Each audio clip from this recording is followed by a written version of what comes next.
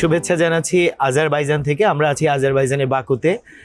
Baku 29তম বিশ্ব জলবায়ু সম্মেলনে। আমি Pavel Partha, Bangladesh research centre for indigenous নলেজে কাজ করছি। বাকু জলবায়ু সম্মেলনের এই পঞ্চম দিনে আমরা এখন কথা বলবো। আমি SM শাহিন আলম, আমি as a climate activist, YouthNet global. Baku জলবায়ু সম্মেলনে আজকে পঞ্চম দিন। উদ্বোধনের পরে দুটি আসলে গ্লোবাল লিডারদের কিন্তু তাদের সম্মেলন হয়েছে এবং তার পরবর্তীতে তারপরে আরও একটি দিন, চতুর্থ দিন, মানে 4টি দিন আমরা পার করেছি, আজকে পঞ্চম দিন।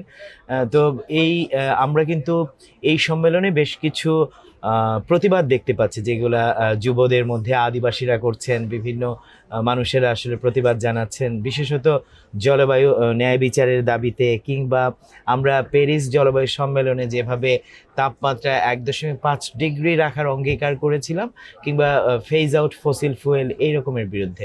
তো আপনারা যারা বাংলাদেশ বা বাংলাদেশ সহ প্রচুর যুব জলবায়ু অধিকার কর্মী এই বাকু জলবায়ু সম্মেলনে অংশ নিয়েছে, তো আপনারা কি মনে করছেন যে এই জলবায়ু সম্মেলন আপনাদের যুবদের কথা শুনছে? ধন্যবাদ। আসলে যুবদের কথা শোনার আগে আমার যদি মনে হয় এটি 29তম জলবায়ু সম্মেলন, এর আগে 28টি সম্মেলন কিন্তু হয়েছে। তো এবারে সম্মেলনে আমরা 2 সপ্তাহ সম্মেলনের আজকে পঞ্চমতম দিন। তো আজকে আসলে আমরা প্রথম 2 দিনের দিকে তাকিয়েছিলাম, যেটা হচ্ছে গ্লোবাল লিডার সামিট, যেখানে বিশ্ব নেতারা আসবে। তো আমার কাছে ওভারঅল মনে হয়েছে যারা পৃথিবী ধ্বংস করছে, যারা সব থেকে বেশি কার্বন পলিউটেড কান্ট্রি, তারা 13টি দেশ আসেনি। বাঘা বাঘা দেশ যাদেরকে বলা হয়, তারা কিন্তু আমেরিকা, রাশিয়া, চীন, ইন্ডিয়া প্যাভিলিয়নও নেয়নি বা তারা কোনো অংশগ্রহণ দেখিনি। তো সেই জায়গা থেকে আমরা কিছুটা হতাশ বা কিছুটা সন্দিহান। তবে ইয়তদের জায়গা থেকে কিন্তু সর্বোচ্চ ভয়েস রেইজ করতেছে, সর্বোচ্চ নেগোসিয়েশনের জায়গা যতটুকু রয়েছে তারা তাদের জায়গা থেকে কিন্তু সচেষ্ট আছে বলে আমার মনে হচ্ছে। কিন্তু এর আগে আসলে যেটা আমরা দেখেছি, বিশেষ করে শারমাল শেখে কিংবা মানে দুবাইতে, কিংবা হচ্ছে যে মিশরেও আমরা যেটা দেখেছি যে এই ইয়তদের যেভাবে তাদের বিভিন্ন রকমের কর্মসূচি, মানে ক্লাইমেট অ্যাকশনগুলা, কিংবা তাদের বিভিন্ন ক্রিয়েটিভিটি, যেমন অনেক তারা ছবি আঁকছে।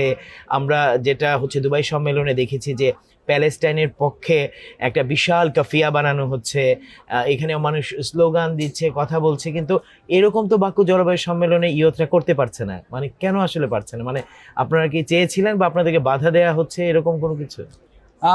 আমার কাছে মনে হয়েছে হ্যাঁ, কিছুটা ব্যারিয়ার আমার মনে হয়েছে, কিন্তু তারপরেও কিন্তু আমরা করছি আমাদের যতটুকু জায়গা রয়েছে। হ্যাঁ, অনেকটাই কম প্যালেস্টাইন কিংবা অন্য ক্ষেত্রে, মানে ইয়তদের যে অ্যাক্টিভিজমগুলো একটু ফোকাসে আনা বা করার যে জায়গাটা আমার মনে হচ্ছে একটু সীমিত অন্য জলবায়ু সম্মেলনের থেকে। তার মধ্যে থেকেও আমরা যতটুকু চেষ্টা করছি, আমরা যতটুকু পারছি করছি।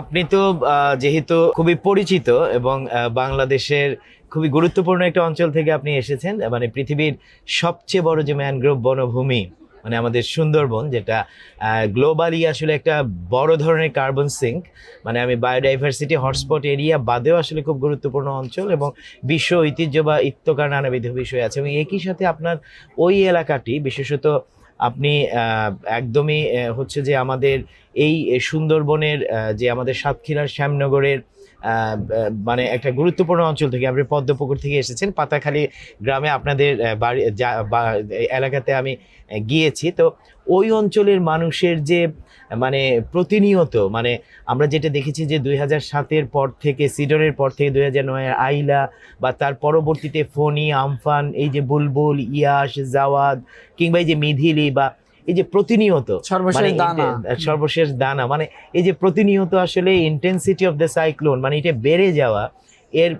এটার ভিতরে মানুষের টিকে থাকা সংগ্রাম, মানে এই যে লবণাক্ততা বেড়ে যাওয়া, এই যে সংগ্রাম, সেই গল্প তো প্রতিদিনই আপনাদের আছে। একটু বলবেন যে মানে আপনারা কিভাবে আসলে টিকে থাকছেন এই উপকূলীয় অঞ্চলে? আমার বয়স হচ্ছে মাত্র 23 বছর। এর মধ্যে আমি 12টা মানে প্রলয়ঙ্করী ঘূর্ণিঝড়ের সম্মুখীন হয়েছি, 12টা। সো আমার যে লাইফ, এই লাইফে আমি যদি 12টা সাইক্লোন আমাকে হিট করেছে, আমার ফ্যামিলিকে, আমার ভিলেজকে, আমার পড়ালেখা থমকে গিয়েছে, তারপরেও কিন্তু আমরা ঘুরে দাঁড়াচ্ছি। সব থেকে বড় ব্যাপার হচ্ছে এই এলাকা, অর্থাৎ সুন্দরবন সংলগ্ন বা এই কোস্টাল এরিয়ার যে হারে স্যালাইনিটি বাড়তেছে, যে হারে মাইগ্রেশন বাড়তেছে, যে হারে মানুষের কর্মসংস্থান হারাচ্ছে মানুষ, আসলে ওই এলাকাগুলোতে এখনই স্টেপ না নিলে কিন্তু আমাদের টিকে থাকা অদূর ভবিষ্যতে সম্ভব না। সি লেভেল রাইজ হচ্ছে, প্রতি বছর বেড়ে যাচ্ছে। তো আমরা আসলে টিকে আছি একেবারে বলা চলে, আমাদের ওই যে মানে ধারণ ক্ষমতা অনেক বেশি হয়ে গেছে অন্য মানুষ বা অন্য এলাকার মানুষের থেকে, যার কারণে আমরা লোনা পানি খেয়ে টিকে আছি। আমাদের মানে মাতৃত্ব হারাচ্ছে আমাদের মায়েরা, বোনেরা, তারপরেও কিন্তু সার্ভাইভ করতেছে টিকে। মানে এই যে একটা মানে ধনী দেশের লাগাতার ভোগবিলাসিতার কারণে, এবং আমরা বলছি যে এটা হচ্ছে যে হিস্ট্রিক্যালি আসলে ইমিশন, যে ঐতিহাসিকভাবেই আসলে ধনী দেশগুলো যারা আসলে বিগ পলিউটার্স যারা, তারা আসলে এই কার্বন ইমিশন করছে। তো এটার কারণে এই যে আপনি 23 বছর ধরে যে যন্ত্রণা আসলে নিজে একজন ইয়ুথ হিসেবে ভোগ করছেন, এবং একই সাথে এই উপকূলীয় অঞ্চলের মানুষেরা আসলে সংগ্রাম করছেন, কিন্তু তারা তো একটা যন্ত্রণা আসলে ভোগ করছেন। কিন্তু আপনি কি মনে করছেন যে এই যে সংগ্রাম, মানে আপনার সংগ্রাম করে আসলে বেঁচে আছেন, এই যে মানুষের একটা মানে তাদের যে আমরা অ্যাডাপ্টেশনই বলি কিংবা আসলে কপিং স্ট্র্যাটেজি বলি, যে টিকে থাকার সংগ্রাম, আপনি কি মনে করছেন যে এই 5 দিনে কোথাও বিশ্ব নেতৃত্ব এটাকে অ্যাড্রেস করছেন যে না, সারা পৃথিবীর মানুষ টিকে থাকার জন্য যে সংগ্রাম করছে, এখানে আসলে সহযোগিতা দরকার? মানে আমরা তো ক্লাইমেট ফিনান্স নিয়ে কথা বলছি, জলবায়ু অর্থায়ন, তাহলে জলবায়ু অর্থায়নটা এসব ক্ষেত্রে আসলে দরকার, যখন বাংলাদেশের মতো একটি দেশের মানুষ, আপনাদের মতো ওই অঞ্চলের উপকূল অঞ্চলের মতো মানুষ, বাংলাদেশে তো অনেক বড় উপকূলীয় অঞ্চল, তাই না? বাংলাদেশের 19টি জেলা মিলে আসলে উপকূলীয় অঞ্চল। এটা বিস্তীর্ণ অঞ্চলে আমাদের যে মানুষের টিকে থাকার যে সংগ্রাম, সেই সংগ্রামকে কি এই ক্লাইমেট ফিনান্সের যে আলোচনাগুলো হচ্ছে, সেই আলোচনায় কি আসলে জায়গা দেওয়া হচ্ছে যে না, আমাদের এটাকে রেসপেক্ট করা জরুরি, রিকগনাইজ করা জরুরি? না, আমার কাছে আসলে হ্যাঁ, আমি একটু আরেকটা সূত্র ধরেই বলি যে দেখেন, আমি হচ্ছে মানে এটা বলি, গর্ব করেই বলি যে আমরা হচ্ছে ক্লাইমেট মায়ের গর্ভে যখন ছিলাম তখন থেকেই ক্লাইমেট এফেক্ট শুরু করেছি। কারণ আমার মা তো লোনা পানি খাচ্ছে, আমার মা তো সেই এলাকায় মানে সেখানকারই আলো বাতাস পানি ব্যবহার করছে। সো আমরা জলবায়ু পরিবর্তনের যে মানে অভিঘাত, সেটা কিন্তু মায়ের পেটে থেকেই পাওয়া শুরু করি, এবং ডে বাই ডে তো আছেই। এখন আমার এলাকার যে চিত্র বা আমার এলাকার মানুষের যে দুর্দশা এই জলবায়ু পরিবর্তনের কারণে, গত যে 5 দিন হয়ে গেল, আসলে এখানে আমি কিন্তু তেমন কোনো দেখতে মানে পাইনি অগ্রগতি কিংবা আমরা কোনো কমিটমেন্ট না না। এখন ব্যাপার হইছে আমার পেটে ক্ষুধা, এখন আমাকে খাবার লাগবে, আমাকে কথা জ্ঞান আমাকে কিছু কিন্তু লাগবে না, আমি শুনবোও না, কারণ আমার পেটে ক্ষুধা, আমাকে আগে খাবার দরকার। সেম থিং হচ্ছে যে আমাদের হচ্ছে আমরা ক্ষতিগ্রস্ত, আমরা মানে ভেসে বেড়াচ্ছি জলবায়ু পরিবর্তনের কারণে, মানে ক্ষতবিক্ষত। তো আমাদের আগে এস্টাবলিশটা দরকার ইমিডিয়েট, তারপরে আপনারা যত মানে প্রসিডিউর করেন সেটা পরের ব্যাপার। কিন্তু এটা আসলে দেখছি না। আমার যেটা মনে হয়েছে এই 5 দিনে, যে প্রতিনিয়ত বিভিন্ন ইন্টিগ্রেটর দিচ্ছে, বিভিন্ন ইন্টিগ্রেটর দিয়ে দিয়ে তারা সেটাকে কালক্ষেপণ করছে। আর্জেন্টিনা চলে যাচ্ছে, কেউ আসতেছে না, মানে যত লেন্দি করা যায় তত হচ্ছে কি টাকাটা মানে মানে তাহলে আমি মারা যাচ্ছি, কিন্তু আমার টাকা আসবে মারা যাওয়ার পরে, তাহলে এই টাকা দিয়ে আমি কি করব? সেটাই। এবং আমরা টাকাটা আমার জন্য কতটুকু জরুরি মনে হচ্ছে। এবং আরেকটা জিনিস হচ্ছে যে দেখেন, আমরা বলছি মিলিয়ন ডলারের বিলিয়ন ডলারের কথা, আমরা কিন্তু আর বিলিয়নে নেই, আমরা ট্রিলিয়নে চলে গেছি। সেই বিলিয়নে কিন্তু আমরা পাচ্ছি না, তাহলে বিলিয়ন না পাইলে ট্রিলিয়ন যে আর কবে পাবো সেটা নিয়েও মানে সন্দেহ। একদম এক্স্যাক্টলি তাই, যে আমরা কিন্তু এতদিন আসলে প্রতি বছর আসলে 100 বিলিয়ন মার্কিন ডলারের কথা বলেছিলাম, কিন্তু এখন আসলে আমরা বলছি যে এই 1.3, হ্যাঁ, সেটা হচ্ছে যে ট্রিলিয়ন ডলারের কথা। গতকাল পর্যন্ত যে আপডেটগুলো আসলে আছে, যেমন একটা ফিনান্সিয়াল কমিটমেন্ট আসলে এসেছে এনার্জি ট্রানজিশনের ক্ষেত্রে, যে আমরা এই যে আমাদের জীবাশ্ম জ্বালানি নির্ভর যে আমাদের মানে এনার্জি সেক্টর, এটাকে কিভাবে আসলে কনভার্ট করে একটা গ্রিন ক্লিন জাস্ট এনার্জিতে আসলে রূপান্তর করা যায়, সেই ক্ষেত্রে যেটা আসলে মানে আপনার 1.3 ট্রিলিয়ন মার্কিন ডলার এরকম একটা দাবি এসেছে। আরেকটা এসেছে, সেটা হচ্ছে যে ইংল্যান্ড মানে ইউনাইটেড কিংডম, তারা যেটি করেছে, যুক্তরাজ্য, সেটি হচ্ছে তারা একটা অ্যানাউন্স করেছে যে তারা 2035-এর ভিতরে তারা 80% হচ্ছে যে কার্বন ইমিশন রিডিউস করবেন। তো সেটি হতে পারে যে রিনিউয়েবল এনার্জিতে আসলে হয়তো বা ট্রান্সফার করবেন। আরেকটি আলোচনা এসেছে যে যেটা আসলে প্রচুর তর্ক উঠেছে যে আমেরিকার এই পট পরিবর্তনের ফলে ডোনাল্ড ট্রাম্পের আসলে ফিরে আসা এটা ক্লাইমেট নেগোসিয়েশনে কোনো প্রভাব ফেলবে কিনা। তো বলা হচ্ছে যে ওই রকম প্রভাব ফেলবে না, কিন্তু আমরা আসলে এখন জানি না, সন্দিহান। তো এবং ফসিল ফুয়েল ফেজ আউট নিয়ে সবাই বলছেন যে এটা জরুরি, কিন্তু আমরা কোনো ধরনের কমিটমেন্ট দেখিনি। এবং এই যে প্যারিস এগ্রিমেন্ট অনুযায়ী তাপমাত্রা 1.5 ডিগ্রির ভিতরে রাখা, এটা আলোচনা হচ্ছে যে এটা জরুরি, কিন্তু আমরা কোনো কমিটমেন্ট দেখছি না। আরেকটা জিনিস যেটা খুব জরুরি সেটা হচ্ছে আপনি যেখান থেকে আসলে এসেছেন, মানে আপনার পাতাখালী গ্রামে আমিও গিয়েছি, সেই যে মানে পাতাখালী গ্রাম থেকে আসতে আপনাকে হেঁটেই আসতে হয়, মানে একটা নদীর মানে একটা মানে তীর দিয়ে, যে নদী আসলে যে কোনো সময় ভেঙে যেতে পারে নদীর তীর, তাই না, দ্বীপে বাস করা। তারপরে এসে যদি আপনি নৌকা পান তাহলে আপনি আসতে পারবেন হয়তো বা মানে এই পদ্মপুকুর থেকে আসলে এই পারে, তারপরে যদি আসলে আপনি ইয়ে করেন শ্যামনগর যেতে পারবেন। মানে এই যে মানে কঠিন জীবন যেটার মধ্যে পড়াশোনা করেছেন, আবার আপনি এখানে এসেছেন, এই রকম হয়তো বা পৃথিবীর নানা প্রান্তের মানুষ, পেরু থেকে কেউ এসেছে, অ্যামাজন বন থেকে কেউ এসেছে, কেউ হয়তো বা আন্দিজ পাহাড় থেকে এসেছে, কেউ হয়তো বা একদমই ভুটানের কোনো একটি পাহাড়ি অঞ্চল থেকে এসেছে, নেপাল থেকে কেউ এসেছে। তো এইরকম বিভিন্ন মানুষ, আফ্রিকার ঘানা থেকে কেউ এসেছে, কেউ কিউবা থেকে আসতে মানে হয়তো বা এসেছে। তো এই যে আমরা বিভিন্ন মানুষের সাথে এখানে পরিচিত হচ্ছি, আপনি কি মনে করছেন না এতে আসলে আপনার একটা গ্লোবাল ইয়ুথ সলিডারিটি আসলে তৈরি হচ্ছে যুবদের ভেতরে, যে আপনারা তো গল্প করছেন আপনাদের? একদম অবশ্যই। এটা আমরা যখন সাইড ইভেন্টগুলোতে যাচ্ছি এবং অন্য দেশের তাদের আইডিয়াগুলো আমরা জানার চেষ্টা করছি, আমরা ভালো লাগলে সেটা থেকে একটা কনসেপ্ট নিচ্ছি, আমাদের আইডিয়াগুলো কিন্তু তারা নিচ্ছে। কারণ আমরা একটা জিনিস দেখেছি যে আমরা অ্যাডাপ্টেশনে কিন্তু আমরা রোল মডেল, বা আমরা করেছি সেটা দেখেছে গত বছর ছিল। সো সেই জায়গাটা তারা কিন্তু আমাদেরকে অনেকেই ফলো করছে, আমরা আবার অনেকের মানে ক্লিন এনার্জি বা গ্রিন এনার্জিতে আমরা অনেকের ফলো করছি।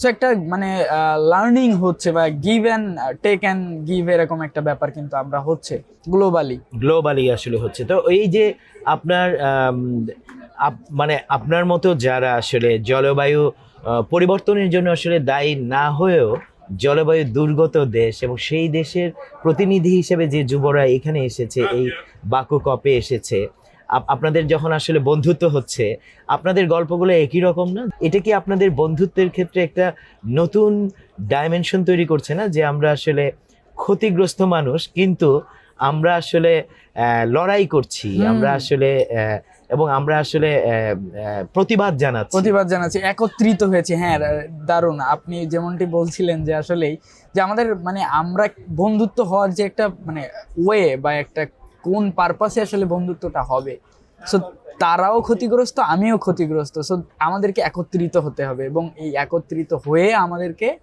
মানে কোনো একটা সংগ্রাম, কোনো একটা ভয়েস রেইজ করতে হবে, বা প্রেশার ক্রিয়েট করতে হবে। তাহলে সো আমাদের ওই জায়গাটা কিন্তু একই, বন্ধুত্বের যে মানে স্টোরি ভিন্ন কিন্তু লক্ষ্য একই। কিন্তু আমরা একটা জিনিস দেখলাম যে 12ই নভেম্বর উপকূল দিবস ঘোষণার জন্য আপনারা এইখানে আসলে একটা অ্যাকশন করেছিলেন, একটু বলবেন 12ই নভেম্বরের বিষয়টা? আসলে দেখেন, এটা হচ্ছে যে 1970 সালে, অর্থাৎ বাংলাদেশ স্বাধীন হওয়ার 1 বছর আগে। এবং এটার ব্যাকগ্রাউন্ডে আমি যদি আরেকটু বলি যে বাংলাদেশকে কিন্তু অনেকেই চিনতো না। মানে বাংলাদেশ তখন তো মানে স্বাধীন হয়নি, তখন যে পাকিস্তান নামে একটা যে দেশ আছে সেটা সময় চিনতো না। কিন্তু এটা ভোলা সাইক্লোন নামে 12ই নভেম্বর একটা দুর্যোগ আসে, যেটা সারা পৃথিবীর মানুষের অ্যাটেনশন সিক করে, অর্থাৎ হিউজ মানুষ মারা যায়, হাজার হাজার মানুষ মারা যায়। তো সেই সময়, হাজার বললে ভুল হবে, লক্ষ মানুষ মারা যায়। তো সেই সময় মানুষের কিন্তু সারা পৃথিবীর একটা মানুষের নজর কেড়েছিল, মানুষের সাথে পশু পাখি, গাছপালা, ধানের জমি, সবকিছু আসলে ঘরবাড়ি লন্ডভন্ড হয়ে যায়। তো তখন কিন্তু একটা মানে গ্লোবাল মিডিয়া বা গ্লোবাল নেতাদের কিন্তু নজরে, সেই কারণে আপনারা 12ই নভেম্বর আসলে উপকূল দিবস আসলে দাবি করছেন? না, দাবি করছি এটাকে মানুষকে স্মরণ করিয়ে দেওয়ার জন্য, এবং এরকম আসলে হতে পারে। এবং উপকূল থেকেই আসলে এই দাবিটা জানাচ্ছে।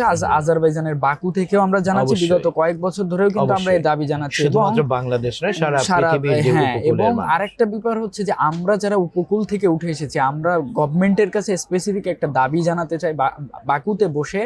সেটা হচ্ছে যে উপকূলীয় বোর্ড গঠন করতে হবে। বাংলাদেশের যে উপকূলীয় জেলাগুলো রয়েছে সেগুলোর মানে সেগুলো সংরক্ষণে বা সেগুলার যে সমস্যা চিহ্নিতকরণ এবং সমাধানের জন্য স্পেসিফিক একটা বোর্ড গঠন করতে হবে, এটা আমরা দাবি জানাই। আমরা ধন্যবাদ জানাচ্ছি শাহিনকে। তো এই যে বাংলাদেশ থেকে আসা উপকূল অঞ্চলের একজন যুব জলবায়ু অধিকার কর্মী, যিনি বাংলাদেশ সরকারের কাছে একটি উপকূল অঞ্চলের জন্য একটি বোর্ডের দাবি করেছেন, পাশাপাশি 12ই নভেম্বরকে উপকূল দিবস ঘোষণার দাবি জানিয়েছেন। বাংলাদেশের গুরুত্বপূর্ণ এই উপকূল অঞ্চল, যেটি 1970-এর সেই ভোলা সাইক্লোন থেকে শুরু করে এখনও কিন্তু কোনো জলবায়ু দুর্গতি বা দুর্দশা ওই অঞ্চলে আসলে থামেনি। এবং একই সাথে আমরা বিশ্ব নেতৃত্বের কাছে আসলে এটি বলতে চাই, বাংলাদেশের উপকূল অঞ্চলের মানুষ জীবন জীবিকা সবকিছু সুরক্ষিত রাখতে অবশ্যই জলবায়ু ন্যায্যতার যে প্রশ্ন, যে ভূমিকার দাবি উঠেছে, এটি সুরক্ষিত রাখা ছাড়া আর কোনো ধরনের আমাদের কাছে আসলে পথ নেই। সবাইকে ধন্যবাদ।